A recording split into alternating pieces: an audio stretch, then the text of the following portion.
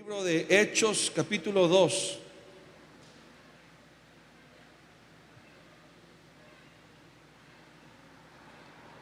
Hechos, capítulo 2, versículo 25.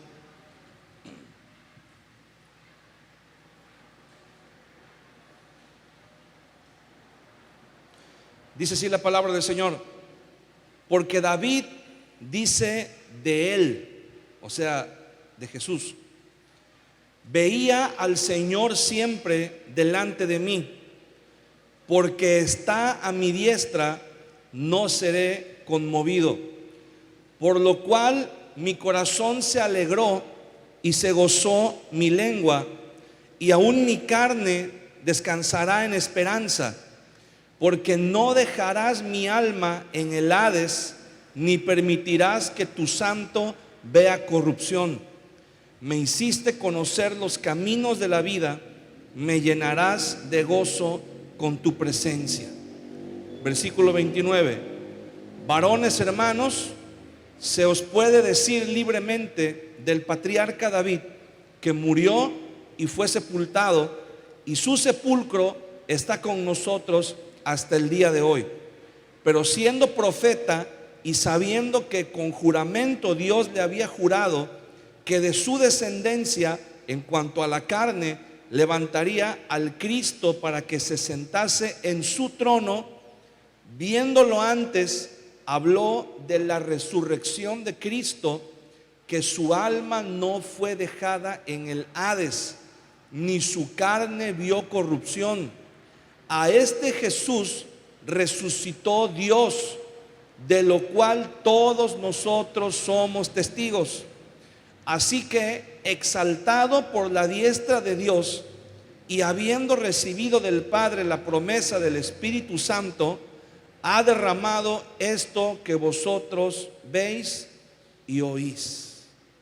Cierre sus ojos un momento y vamos a orar. Padre, te damos gracias en esta mañana en el nombre de Jesús, porque eres bueno.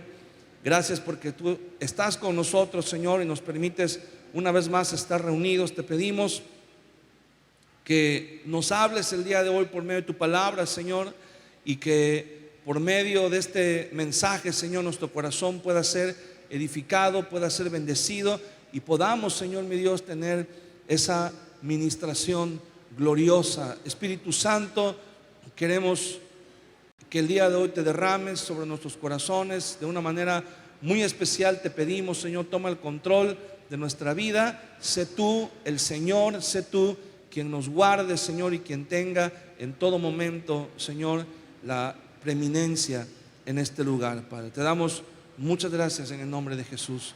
Amén y amén. Gloria a Dios. En Hechos capítulo 2 encontramos un acontecimiento muy importante, que es el derramamiento del Espíritu Santo, lo que conocemos como el día de Pentecostés. Entonces, en el día de Pentecostés, el primer discípulo de Jesús en predicar, en anunciar, acuérdense que Jesús les había dicho: recibiréis poder cuando venga sobre vosotros el Espíritu Santo, y me seréis testigos. ¿Para qué viene el Espíritu Santo sobre los discípulos? Para que los discípulos sean testigos. ¿Testigos de qué? Testigos de Jesús, testigos de la resurrección, no solamente de la muerte expiatoria, pero también de la resurrección de Jesús. Entonces, el Espíritu Santo llegó, la promesa de Jesús se cumplió, y en el día de Pentecostés fue derramado sobre los discípulos, y sucedió algo muy importante, ¿verdad? Sucedió algo muy especial. Pedro, siendo el primer discípulo en hacer este uso, ¿verdad?, de la palabra, vamos a llamarle así, él da un discurso ante una multitud que se había reunido, porque habían escuchado, ¿verdad? Era la fiesta de las semanas. Esa era una festividad muy conocida, la fiesta de las semanas o la fiesta de las primicias, que era la fiesta en donde los que cosechaban traían los primeros frutos como ofrenda para el Señor. Y entonces había mucha gente en Jerusalén, así como en la fiesta de la Pascua, en la fiesta de la cosecha, también llegaba mucha gente de fuera a Jerusalén. Y toda esa gente que estaba fuera escucharon, dice que se escuchó como un estruendo, como algo, como una explosión, algo muy fuerte, un sonido muy estridente, y todo el mundo salió a ver qué sucedía, a ver qué pasaba. Y al estar reunida la multitud, ¿verdad? Y viendo, dice que unos decían que estaban ebrios, unos decían que estaban locos, otros decían, ¿verdad?, que quién sabe qué les había pasado. Y entonces Pedro, lleno del Espíritu Santo, se levanta y dice: varones, hermanos, no están ebrios, ¿verdad?, estos que ustedes están viendo, pero lo que está sucediendo es que se está cumpliendo la promesa del Señor. Y comienza a citar, ¿verdad?, el profeta Joel: en los postreros días, dice el Señor, derramaré mi espíritu sobre toda carne. Y comienza Pedro a dar este sermón, y como resultado de este sermón, dice la Biblia, como 3,000 personas se convirtieron al Señor Jesucristo, fueron añadidas a la iglesia. Y esto es algo muy importante, porque este fue, digámoslo así, el acto inaugural de la iglesia, el primer sermón de la iglesia, la primera predicación, el primer mensaje de la iglesia. 3,000 almas, 3,000 personas fueron añadidas, fueron salvas ese día. Y esto sucedió, ¿verdad?, de manera simbólica para contrastar cuando Moisés recibe la ley de Dios en el monte Sinaí.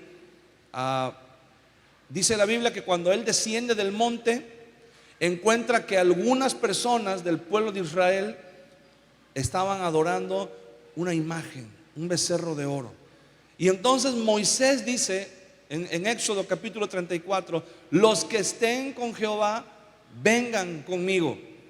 Y casi la mayoría de la tribu de Leví dice que se puso del lado de Moisés. Y entonces Moisés les dio una instrucción. Moisés les dijo: cada uno de ustedes tome su espada, tome su arma, dice, y los manda a ejecutar a todos los que habían adorado el becerro de oro. Es un pasaje muy, muy duro. Dice: cada uno de ustedes tome su arma, les dice Moisés, y vamos a ejecutar a los que adoraron el becerro de oro. Y dice la Biblia que 3,000 personas fueron ejecutadas ese día por haber adorado el becerro de oro. Cuando Moisés estaba con el Señor recibiendo los mandamientos, el principal mandamiento es: yo soy Jehová tu Dios, no tendrás dioses ajenos delante de mí. Esa es la base, ese es el pilar fundamental sobre el cual está edificada toda la religión de los judíos. Yo soy Jehová tu Dios y no tendrás dioses ajenos delante de mí. Y cuando Moisés desciende del monte, ¿qué es lo primero que está haciendo el pueblo de Israel? Precisamente adorando dioses ajenos. Y entonces Moisés se da cuenta de que el pueblo no es capaz de guardar los mandamientos, el mandamiento principal que Dios les está dando. Y entonces Moisés da la orden y dice: hay que ejecutar a los que adoraron el becerro de oro. Y dice que ejecutaron a 3,000 personas ese día. Esa fue la inauguración de la ley. El primer acto de la ley fue ejecutar a 3,000 personas que no fueron capaces de obedecer el mandamiento del Señor. Y de manera contrastante, ¿verdad?, en el Nuevo Testamento tenemos que el primer acto de la gracia, el primer acto de la iglesia es precisamente rescatar a 3,000 personas que tampoco eran capaces de guardar el mandamiento de Dios, pero que por colocar su fe, por poner su fe en el Señor Jesucristo, fueron justificados como si hubieran obedecido el mandamiento. Entonces el primer acto de la iglesia, el primer acto de la gracia, podríamos decirlo, ¿verdad? Su acto inaugural es salvar 3,000 almas que estaban perdidas, ¿verdad? Que estaban muertas espiritualmente, y el Señor los trajo a la vida. ¿Cómo es posible que una persona, si en el Antiguo Testamento la consecuencia por no guardar los mandamientos, por desobedecer la ley, por traicionar, podríamos decirlo así, ¿verdad? Porque era un acto de traición hacia Dios, adorar otros dioses, adorar dioses falsos, se castigaba con la muerte? Y cada uno de nosotros hemos quebrantado los mandamientos del Señor y hemos adorado dioses falsos. Hemos adorado al Dios del dinero, hemos adorado al Dios de los hijos, hemos adorado al Dios del esposo, de la esposa, hemos adorado el Dios del trabajo, hemos adorado el Dios del sexo, hemos adorado muchos dioses. Y según la ley de Dios, nuestro destino es la muerte. Pero viene la gracia de Dios por medio de nuestro Señor Jesucristo.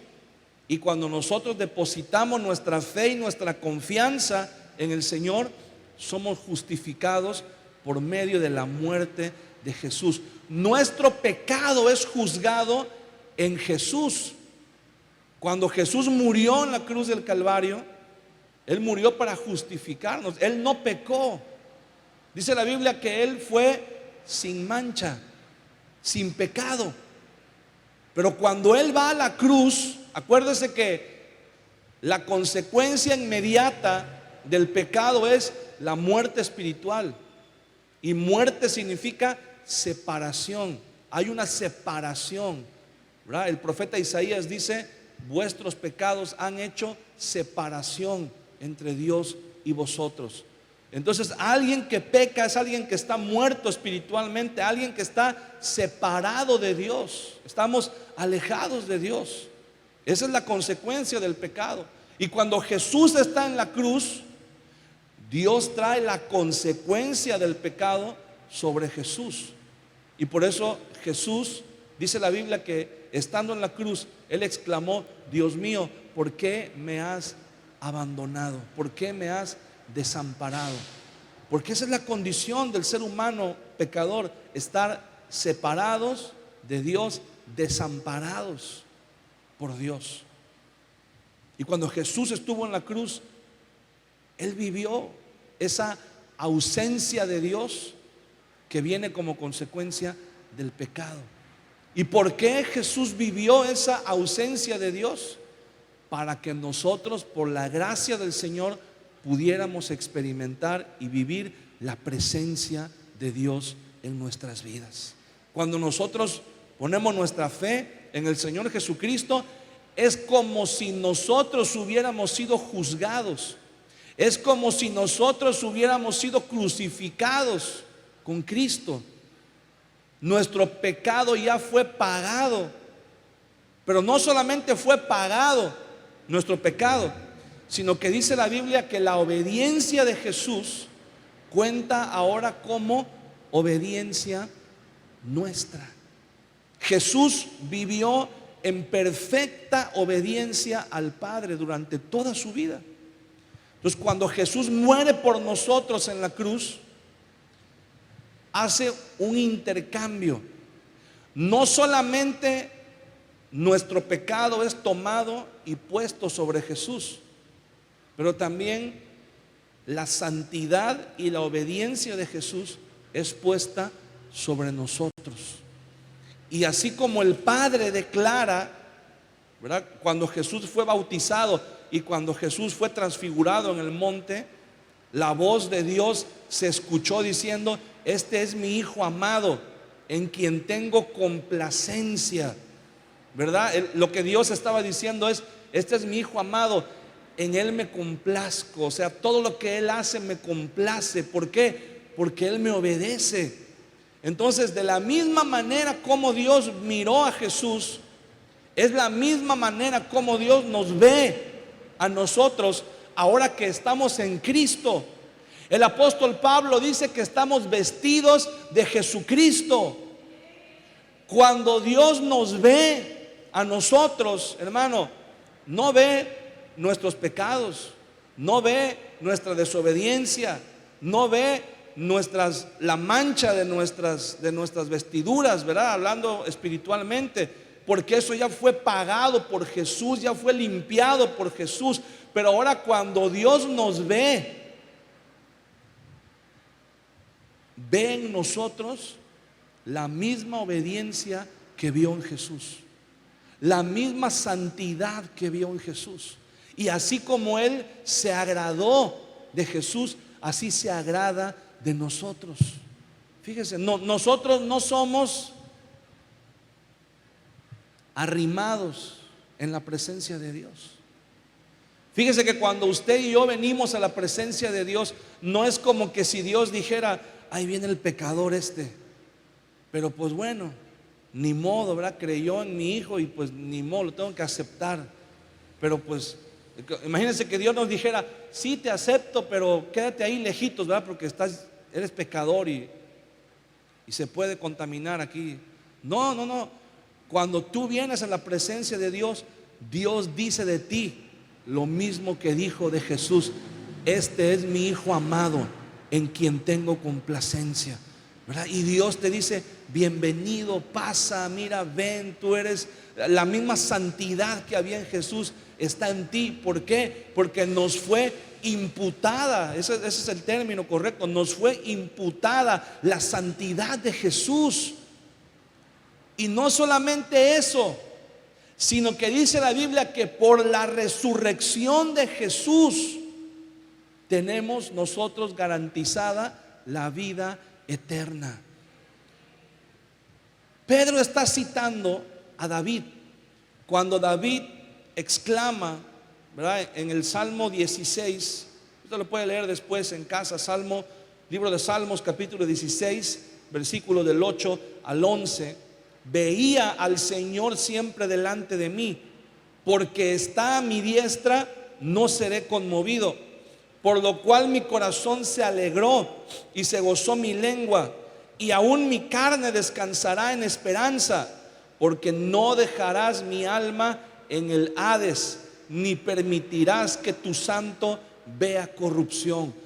Cuando David dice estas palabras: no dejarás mi alma en el Hades, se está refiriendo a que el alma de Jesús, ¿verdad? Si usted no vio, si usted no estuvo anoche en el mensaje que estuvimos compartiendo en línea, puede, ¿verdad?, verlo más al rato que llegue a su casa, o mañana, o en la noche, cuando tenga tiempo, para que usted entienda cuál es la diferencia, ¿verdad? No está diciendo que Jesús fue al infierno, está diciendo que fue al Hades, a donde estaban las almas de los muertos, pero no se quedó ahí. Dice: no dejarás mi alma en el Hades, ni permitirás que tu santo vea corrupción. La corrupción de la que está hablando aquí David es cuando el cuerpo humano, el cuerpo se descompone, así se le llama, se corrompe y se vuelve polvo. Todas las personas que murieron, que fueron sepultados, su cuerpo volvió al polvo de la tierra, ¿verdad? Con el paso del tiempo, el cuerpo se vuelve a ser polvo. Cuando el cristiano muere, su alma va a la presencia del Señor y su cuerpo se vuelve polvo, se queda. ¿Por qué? Porque fue tomado del polvo, ¿verdad? La palabra del Señor así nos lo dice, así nos lo enseña. Pero ese polvo, hermano, dice la Biblia que un día nuevamente será formado en un cuerpo glorificado. Pero la Biblia dice, y Pedro es puntual aquí en mencionarlo, y dice: David murió y fue sepultado, y su sepulcro está con nosotros hasta el día de hoy. Hasta el día de hoy, ¿verdad? Si usted va a Israel, si usted va en un tour a Israel, uno de los lugares, ¿verdad?, donde probablemente le van a llevar es donde está sepultado David. Y ahí está, ¿verdad? Ahí está el polvo de su cuerpo, el polvo de sus huesos, ahí está. Entonces, ¿por qué David dijo estas palabras? Porque no estaba hablando de sí mismo, sino que proféticamente estaba refiriéndose a Jesús, que su alma no quedó en el Hades, ni su cuerpo se volvió polvo. Cuando Jesús resucitó, resucitó con el mismo cuerpo que tenía antes de morir. Cuando Él se presenta, por ejemplo, con Tomás, y Tomás había dicho: no, yo no voy a creer, ¿verdad?, hasta que no meta mi dedo en sus heridas, hasta que no toque su costado para comprobar que es Él. Y cuando Jesús se aparece nuevamente, les dice a Tomás: mira, Tomás, aquí están las heridas, ¿verdad? Ven y tócalas, ven y cerciórate, asegúrate de que soy yo. ¿Por qué? Porque era el mismo cuerpo, pero un cuerpo glorificado. Y hermano, dice la Biblia que Jesús es las primicias de los que resucitaron.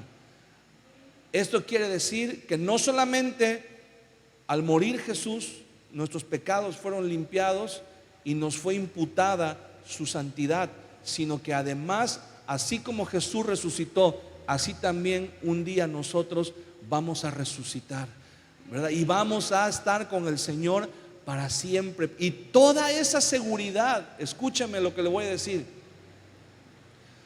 esa certeza que tenemos de la vida eterna, esa certeza, esa seguridad que tenemos de que un día vamos a resucitar y vamos a estar con el Señor para siempre, tiene una base sólida, tiene un fundamento firme, inamovible, y es el hecho de que Jesús resucitó.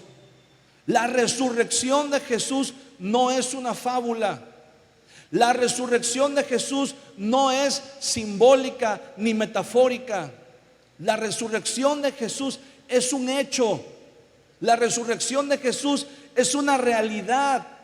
Jesús resucitó y dice la Biblia que está sentado a la diestra del Padre, de donde un día, dice la Biblia, le veremos regresar, le veremos venir. Cuando el Señor venga, cuando el Señor se manifieste en su pueblo, porque dice el apóstol Pedro: es necesario que los cielos lo retengan hasta la restauración de todas las cosas. Es necesario que Jesús, ¿por qué? Nos preguntamos algo muy importante: ¿por qué si Jesús resucitó y está vivo, por qué no se manifiesta? ¿Por qué no se aparece, verdad, al mundo para que crean en Él? Porque si se aparece, hermano, Jesús al mundo, el mundo lo va a ver y va a decir: ah, bueno, sí, está vivo, es verdad, resucitó. Pero en vez de aparecerse al mundo, Jesús se apareció a los discípulos y les encargó a los discípulos que fueran ellos los que llevaran al mundo el mensaje del Cristo resucitado. ¿Por qué? Porque si el mundo ve a Jesús vivo, ve a Jesús resucitado, van a creer que Él está vivo, pero va a ser solamente una información que ellos van a tener. En cambio, si nosotros somos testigos, como el Señor lo dijo, por medio del poder de su Espíritu Santo, entonces el mundo no solamente va a creer que Jesús está vivo, sino que van a creer que Él vive en nosotros, porque ese es el mensaje de la resurrección. Ese es el mensaje que Jesús le dio a sus discípulos. He aquí, yo estoy con vosotros todos los días hasta el fin del mundo. No es suficiente predicarle al mundo que Jesús está vivo. Es necesario que el mundo vea que vive en nosotros, que está vivo en nosotros y que la vida de Jesús es manifestada en nosotros por medio de su iglesia, por medio de su pueblo. Cuando nosotros manifestamos la vida de Jesús, la gente va a creer no solamente que Jesús está vivo, pero que Jesús vive en nosotros y que Jesús puede vivir en ellos, que Jesús puede vivir, ¿verdad? Cuando la gente nos vea y diga, si Jesús vive en el corazón de esta persona y esta persona es así y ha cambiado y ha recibido estos beneficios, entonces yo también quiero que Jesús viva en mí y quiero recibir también yo esos beneficios. Ese es el mensaje de la resurrección de Jesús. Ese es el mensaje que Jesús nos envió y nos mandó a predicar al mundo entero, que Él está vivo, pero que Él vive en nosotros y que Él puede vivir en el corazón de todos aquellos que le entreguen su vida y que depositen su fe y su confianza en el Señor Jesucristo. Ese es el mensaje de la resurrección, hermano. Jesús está vivo. Cuando las mujeres, escúcheme bien, en el Evangelio de Mateo, capítulo 27,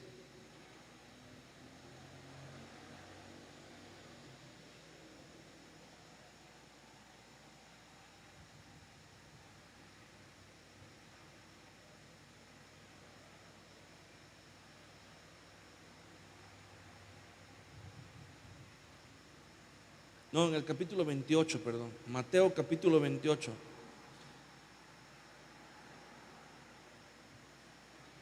Versículo 5. Mas el ángel respondiendo dijo a las mujeres: no temáis vosotras, porque yo sé que buscáis a Jesús, el que fue crucificado. No está aquí, pues ha resucitado como dijo. Venid, ved el lugar donde fue puesto el Señor, e id pronto y decid a sus discípulos que ha resucitado de los muertos, y he aquí va delante de vosotros a Galilea, allí le veréis. He aquí os lo he dicho. El ángel, cuando las mujeres van pasado el día de reposo termina a las 6 de la tarde. Entonces las mujeres van en el transcurso de las 6 de la tarde y el amanecer del día domingo. Las mujeres van. Dice que estaba oscuro. Por eso en los otros relatos, en el relato de Marcos, en el relato de Lucas, dice que lo vieron pero no lo reconocieron. Creyeron que era el guardia que estaba encargado ahí de custodiar el huerto. Y dice que una de ellas, María, le dijo: Señor, si tú te lo has llevado, dime dónde lo has puesto. Señor, si tú lo moviste, si tú te llevaste el cuerpo del maestro, dime dónde le has puesto. Y en ese momento dice que Jesús le llama y le dice: María. Y ella lo reconoce. Y la razón de que no lo reconoció era porque probablemente estaba oscuro. Era todavía no amanecía, era antes del amanecer cuando fueron al sepulcro. Y cuando llegan y encuentran la piedra removida, se les aparece un ángel y les dice: no tengan miedo, yo sé que buscan a Jesús. Yo sé. Muchas veces hemos buscado a Jesús en una tumba vacía. Muchas veces hemos buscado a Jesús de muchas maneras y no lo hemos encontrado. Pero al igual que el ángel le dijo a las mujeres esas palabras: yo sé que buscan a Jesús, el que fue crucificado, pero no se preocupen, no está aquí, ¿verdad? Y el hecho de que Jesús no estuviera en la tumba, lejos de ser motivo de tristeza como ellas pensaron al principio, era motivo de gozo, porque el ángel les dice: ha resucitado como él dijo. Este anuncio que el ángel les da: vayan y díganle a los discípulos que él ha resucitado. Hermano, esas palabras que el ángel le dijo a las mujeres son las palabras que el Señor también nos dice a nosotros el día de hoy. Vayan y díganle a la gente que él ha resucitado. Vayan y compártanle al mundo. Vayan y díganle a todas las personas, a los que están tristes, a los que no tienen esperanza, a los que se sienten solos, a los que están enfermos, a los que están en angustia, a los que están desesperados, a los que se sienten desamparados. Vayan y díganles que él ha resucitado. Vayan y díganles que hay una esperanza. Hermano, esta vida a veces es triste, es difícil, a veces parece imposible.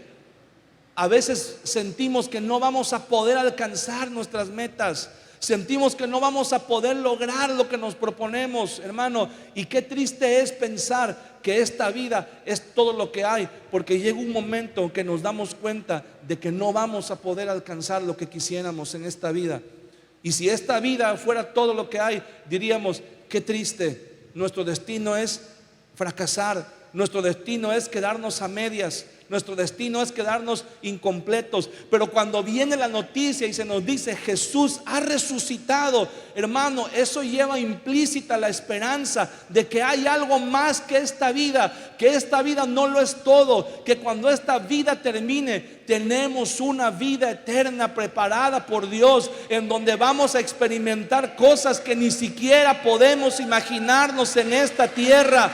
El apóstol Pablo dice: cosas que ojo no vio, ni oído oyó, ni han subido en corazón de hombre, son las que el Señor tiene preparadas para los que le aman. Hermano, imagínese, tenemos una vida eterna preparada por el Señor. ¿Usted se ha imaginado alguna vez cómo será la eternidad con el Señor?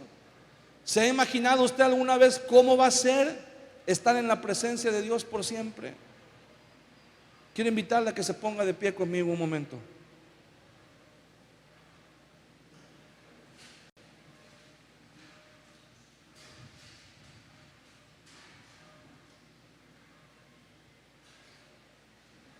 El mensaje de la resurrección es un mensaje poderoso. Es un mensaje que cambia nuestra perspectiva del mundo, de la vida. Cuando comprendemos el mensaje de la resurrección, entendemos que si en esta vida no logramos alcanzar lo que nos proponemos, nuestras metas, tal vez en esta vida tú dices: me faltó, ya no me va a dar tiempo de alcanzar, de hacer lo que yo quería hacer. Y es triste pensar que nos vamos a morir y que no pudimos alcanzar nuestros sueños, que no pudimos alcanzar nuestras metas. Pero el mensaje de la resurrección viene para darnos esperanza y decir: hay una eternidad. Y esta vida, hermano, es solamente un ensayo. Cuando una persona va a comprar una casa,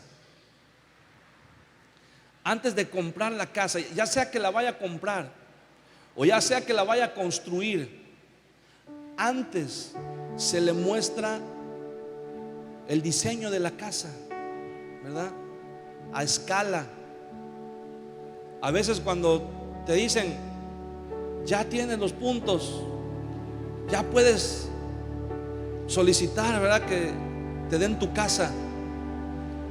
Y cuando vas a las oficinas, al lugar donde, ¿qué te dice? Mira, te enseñan un plano y te enseñan una maqueta y te dicen: así es la casa, para que veas los espacios, para que te enamores. Pero imagínate qué sucedería si una persona llegan y le dicen: mira, esta es tu casa, y le enseñan la maqueta. ¿Y qué sucedería si la persona dice: muchas gracias, me llevo mi casa, ya me voy bien contento con mi casa. Esa no es la casa. Esa nada más es la maqueta. La verdadera casa está en otro lugar. Y en la verdadera casa, obviamente, es mucho más grande, hay mucho más espacio y es más cómoda. Bueno, esta vida en la que estamos nosotros es la maqueta, nada más. Y hay gente que se aferra, hay gente que dice: no, es que esta vida hay que vivirla, hay que disfrutarla, hay que probar, hay que experimentar, hay que viajar, y se enamoran tanto de esta vida. Imagínate a alguien que se queda nada más con la maqueta. Se está perdiendo de vivir, de experimentar lo que es entrar en una casa nueva, aunque sea pequeña, ¿verdad? Bueno, pequeñas aquí, las que hacen aquí. Pero la palabra de Dios dice que tenemos en el cielo una morada eterna, una habitación, una casa no hecha por hombres, no hecha por manos, sino construida y edificada por aquel que es el Señor de los siglos. Hermano, hay una vida eterna preparada para cada uno de nosotros. Y si en esta vida, fíjese bien, si este mundo que fue creado por Dios para que vivamos un poquito de tiempo nada más, un corto periodo de tiempo, este mundo tiene cosas muy agradables, muy bonitas, es muy cómodo, ¿verdad? Y es nuestra habitación temporal. Imagínese cómo es el lugar que Dios ha destinado para que vivamos por la eternidad. Si aquí es bonito, imagínese cómo va a ser allá. Ahí es nuestro verdadero destino. Esa es nuestra verdadera meta. Si tú logras realizar tus metas y tus sueños en esta vida, qué bueno, es una bendición. Pero acuérdate que la meta más importante es llegar a la eternidad con el Señor. Ahí está la verdadera vida. Esa es la verdadera vida. Hay personas, ¿verdad?, que cuando les va bien aquí, que dicen: esto es vida. Pero realmente, hermano, esto no es vida. La verdadera vida es la que nos espera en la eternidad con el Señor. Y la garantía que tenemos de que un día vamos a estar ahí es precisamente el hecho de que Jesús resucitó. Jesús resucitó. Y esa es una noticia que cambia y que transforma nuestra perspectiva. ¿Por qué no volteas con la persona que está junto a ti y dile: hermano, Jesús resucitó? Recibe esa noticia el día de hoy. Recibe esa buena noticia. Jesús resucitó. Hermano, Jesús resucitó. Imagínense cómo fueron los discípulos corriendo. Los discípulos no fueron con los demás y les dijeron: hermano, Jesús resucitó. Yo imagino que ellos llegaron y patearon la puerta y entraron en la casa y gritaron con todas sus fuerzas: Jesús ha resucitado. Jesús resucitó, el Señor está vivo.